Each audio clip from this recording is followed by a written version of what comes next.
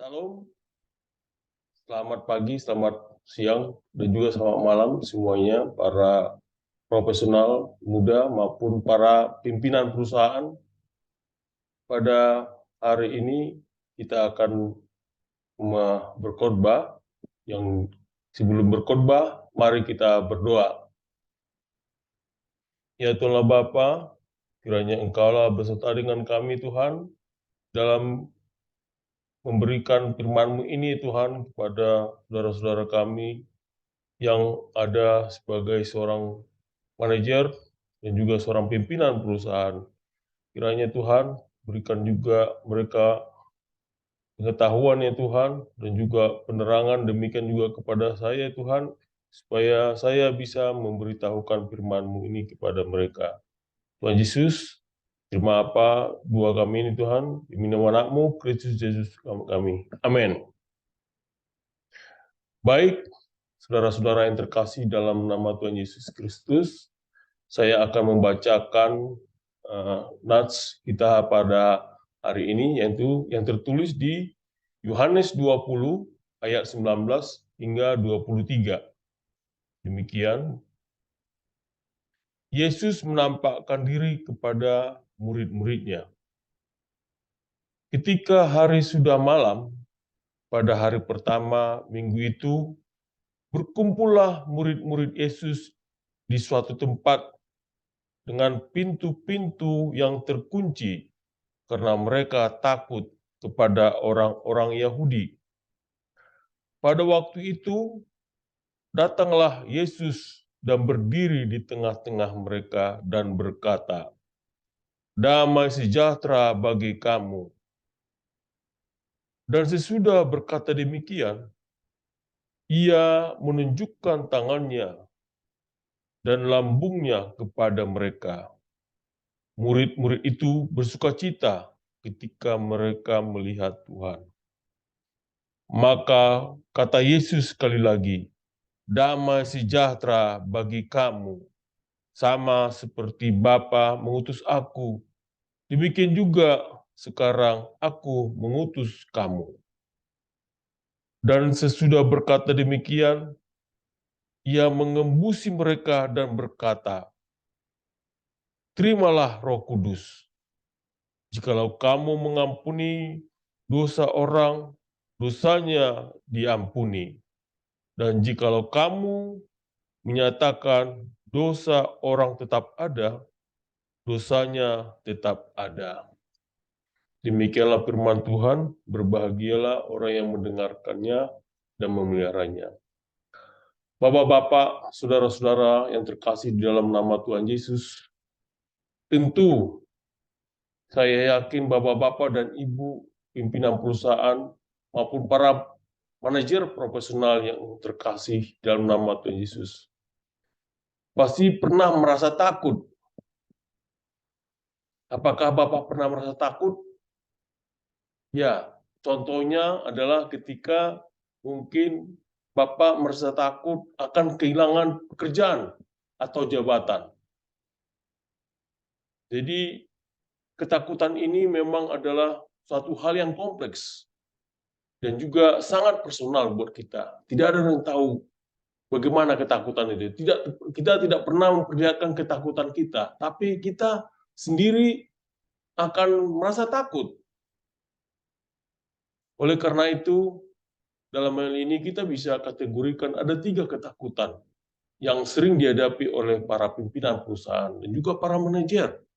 Satu yaitu adalah ketakutan akan dikritik. Kedua, ketakutan akan ketidakpastian. Dan ketiga adalah ketakutan akan dampak dari negatif atas karirnya. Apakah karirnya akan naik atau tidak? Tentu para manajer dan pimpinan perusahaan akan merasa khawatir kalau umpamanya karirnya, apakah karirnya akan naik atau tidak? Apakah karirnya akan stuck atau tidak?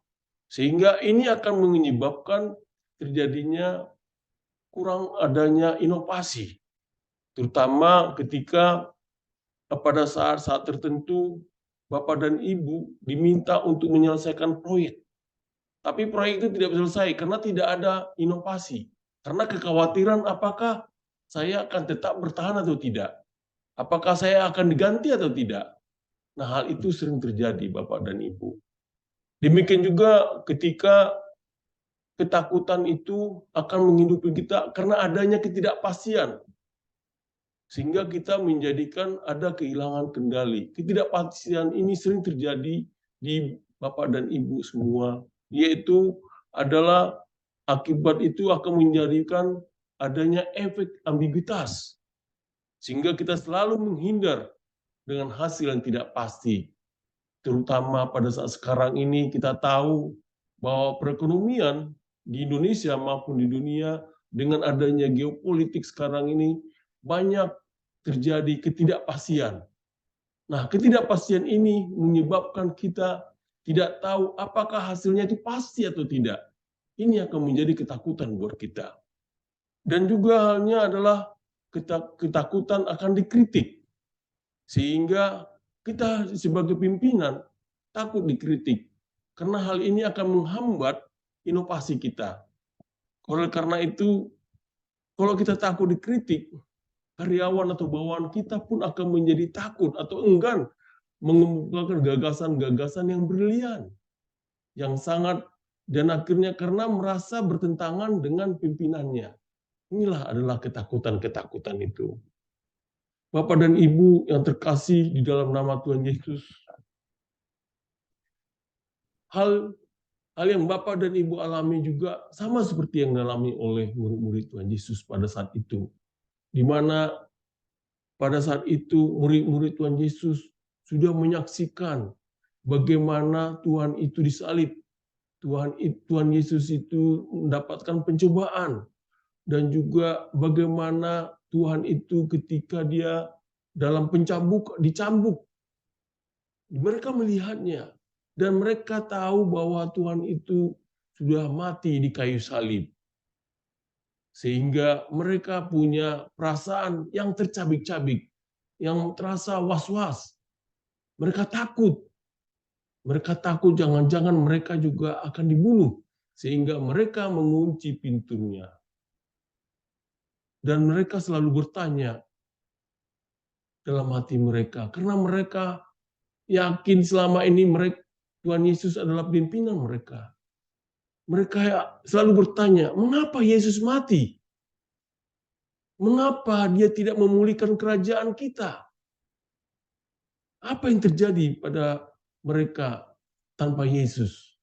Nah, ini yang menjadi pemikiran pergulakan dalam diri mereka. Mereka khawatir, takut. Kalau tidak ada Yesus, apa yang akan terjadi? Apakah saya akan bisa berjalan atau tidak? Apakah saya bisa melakukan pekerjaan, melanjutkan pekerjaan Tuhan Yesus atau tidak? Bahkan mereka menjadi bingung. Apakah mereka akan berbakti kepada Tuhan Yesus atau tidak? Karena selama dalam pertemuan mereka bersama-sama dengan Yesus, mereka suka selalu mendengar janji-janji Tuhan kepada mereka bahwa Tuhan Yesus akan bangkit kembali. Dan pada saat itu, pada saat mereka berkumpul, mereka tahu bahwa Yesus hidup. Namun mereka juga selalu bertanya, apakah Yesus telah bangkit seperti yang dikatakan? Itu yang menjadi keraguan-keraguan mereka. Selalu bertanya ke dalam kehidupan mereka. Bapak dan Ibu yang terkasih dalam Tuhan Yesus, apabila kita di posisi murid-murid Tuhan Yesus, kita juga akan mengalami yang sama. Di mana ketakutan apabila pimpinan kita sudah tidak ada, kita akan merasa takut. Apakah saya harus bisa berjalan atau tidak? Apakah perusahaan ini akan bisa berjalan atau tidak? Sehingga kalau kita pelajari di Yohanes 20 ayat 19 sampai 23 ini, kita bisa lihat ada 4 yang harus kita tinjau di sini, yaitu Di ayat 19 yaitu menceritakan bagaimana kehadiran Tuhan dan dia sebagai pembawa damai. Di ayat 20 dan 21 Tuhan memberi keyakinan kepada murid-muridnya. Dan di ayat 22 Tuhan memberi atau memberi kuasa di dalam Roh Kudus. Dan ayat 23 Tuhan memberi pengampunan. Saudara-saudara yang terkasih dalam nama Tuhan Yesus, di ayat 19 ini Yesus memasuki ruangan dan dia berkata, damai sejahtera bagi kamu. Kita dapat bayangkan ketika pada saat itu kita sebagai murid-muridnya yang merasa takut, merasa tidak tahu, merasa bingung, tiba-tiba pimpinan kita datang, yaitu Tuhan Yesus mengatakan damai sejahtera buat kita. Itu membuat mereka menjadi merasa senang dan ketakutan menjadi hilang karena yakin apa yang terjadi di masa depan mereka. Saudara-saudara yang terkasih dalam nama Tuhan Yesus, Tuhan Yesus muncul dan membawa kedamaian di dalam jiwa mereka. Demikian juga kita di dalam hal ini sebagai pimpinan dan perusahaan. Kita merasa takut. Tuhan Yesus datang kepada kita menyatakan damai sejahtera dan kita menjadi tidak takut lagi. Demikian juga di ayat 20 dan di ayat 21, di sini disebutkan bahwa Tuhan Yesus menyatakan kembali kepada murid-muridnya, memperlihatkan bahwa keraguan mereka itu, bagaimana Tuhan Yesus memperlihatkan lambungnya yang sudah ditusuk dan juga tangannya yang sudah berdarah dan berlubang, memperlihatkan bahwa inilah Tuhan Yesus. Tuhan Yesus mau bahwa mereka tidak boleh bimbang di dalam ini. Mereka yang meyakinkan bahwa inilah pimpinanmu, bahwa inilah Tuhan Yesus. Saya akan memberikan jaminan kepada mereka. Ini yang bertanggung kepada kita, saudara-saudara yang terkasih dalam nama Tuhan Yesus. Dan dia juga mengucapkan damai sejahtera kepada kamu semuanya. Karena sama seperti Tuhan Yesus, Tuhan Allah mengutus aku. Demikian juga aku mengutus kamu. Ini adalah salah satu komen, suatu perintah kepada para muridnya. Bahwa mereka akan diutus oleh Tuhan untuk memberi pengajaran, memberitakan firman Tuhan kepada orang seluruh dunia. Bapak dan Ibu bayangkan dari 12 murid-muridnya menjadi sekarang kita lihat hampir 31% seluruh penduduk dunia pengikut Yesus. Dan ini akan menjadi memberitakan lagi kepada seluruh dunia agar seluruh dunia juga tahu akan kasih daripada Tuhan Yesus. Oleh karena itu, Bapak dan Ibu sebagai manajer dan juga para pimpinan jangan takut untuk memberitakan firman Tuhan. Bapak dan Ibu sebagai agen Tuhan untuk bisa memberitahukan firman Tuhan melalui dari perbuatan atau melalui dari pekerjaan-pekerjaan Bapak dan Ibu. Oleh karena itu, Tuhan Yesus sudah datang untuk bisa menghapus keraguan-keraguan kita. Kita harus mempertimbangkan salib. Dan juga kita tahu bahwa kubur sudah kosong. Bahwa kita yakin bahwa Tuhan Yesus sudah bangkit dan memberikan kita keyakinan bahwa kita mampu untuk bisa berbuat baik dan menjalankan perintah-perintah Tuhan. Dan di ayat 22, di situ disebutkan dengan jelas bahwa para muridnya itu diberi kuasa, diberi hembusan Roh Kudus. Bapak dan Ibu bisa bayangkan apabila Bapak dan Ibu diberi kekuasaan, memberi kekuasaan sebagai adanya dilindungi di dalam Roh Kudus, kita akan menjadi merasa akan senang dan bangga. Begitulah Tuhan memberikan kepada muridnya supaya mereka bisa menjalankan perintah-perintah Tuhan dan bisa menyebarkan perintah Tuhan, menyebarkan firman Tuhan kepada seluruh dunia.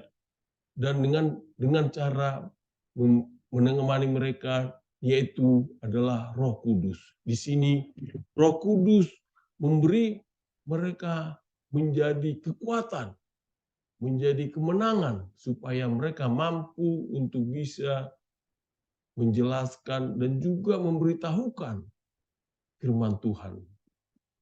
Saudara-saudara yang kukasihi, mereka punya kuasa Allah yang berdiam di dalam diri mereka melalui Roh Kudus.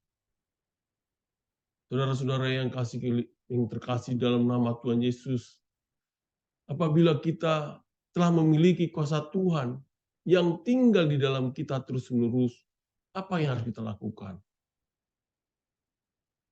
Tuhan memilih kita supaya kita mau memberitakan firman Tuhan dan selalu mengucapkan syukur di dalam perintah Tuhan.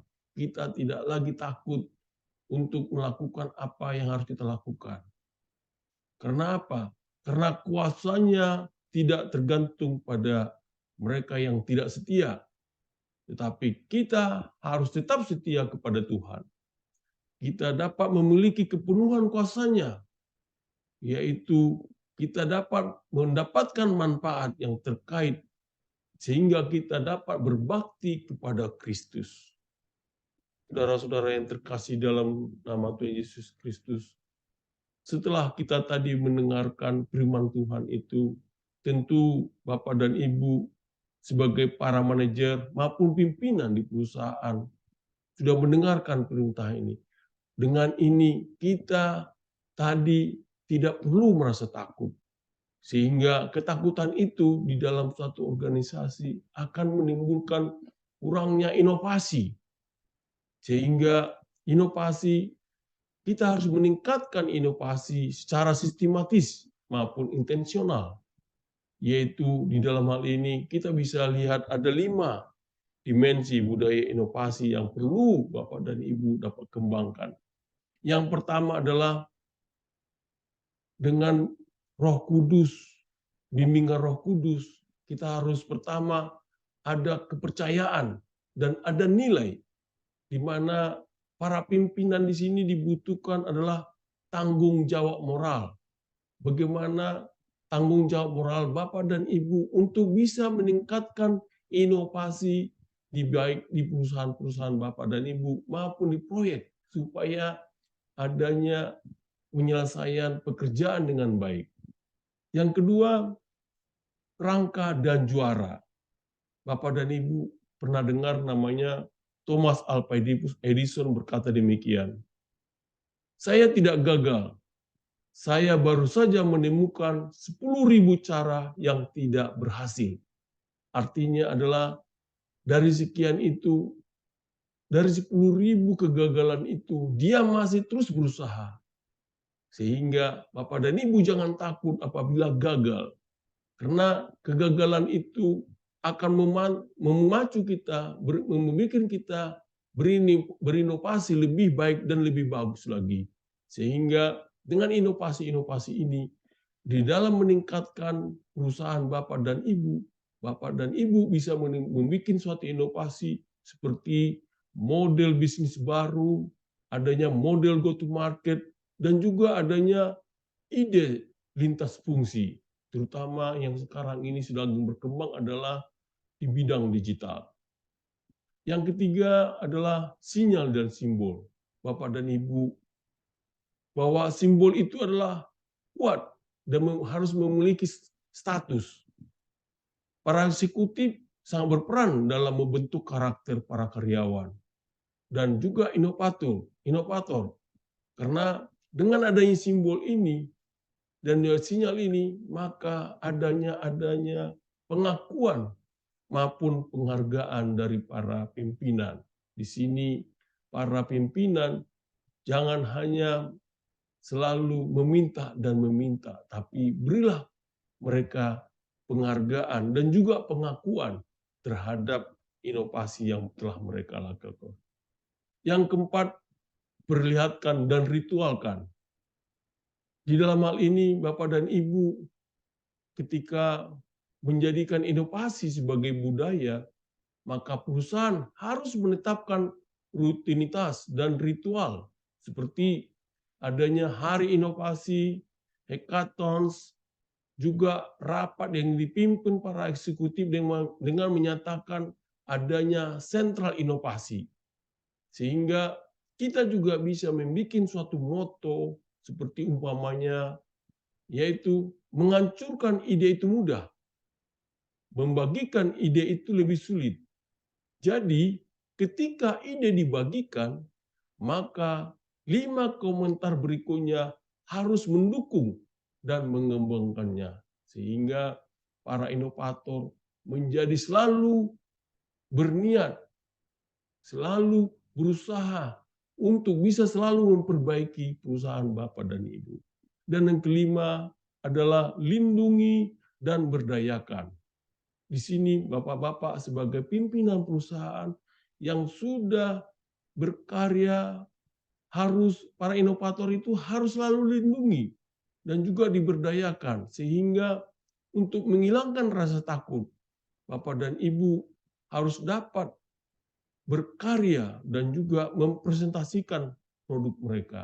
Di sini disebutkan para inovator tidak segan lagi untuk selalu mempresentasikan produk mereka yang terbaru, inovasi-inovasi mereka terbaru, karena mereka merasa dilindungi dan juga merasa diberdayakan. Bapak dan Ibu, para profesional sekalian, kita telah membacakan firman Tuhan pada hari ini, bahwa Tuhan sudah memberikan Roh Kudus-Nya kepada kita satu persatu. Sehingga dengan itu kita memiliki kuasa di dalam Roh Kudus. Sebagai Bapak pimpinan, para manajer, Bapak punya kuasa untuk bisa memberikan membantah tambahan dari Tuhan kita, Tuhan Yesus, dan juga Roh Kudus.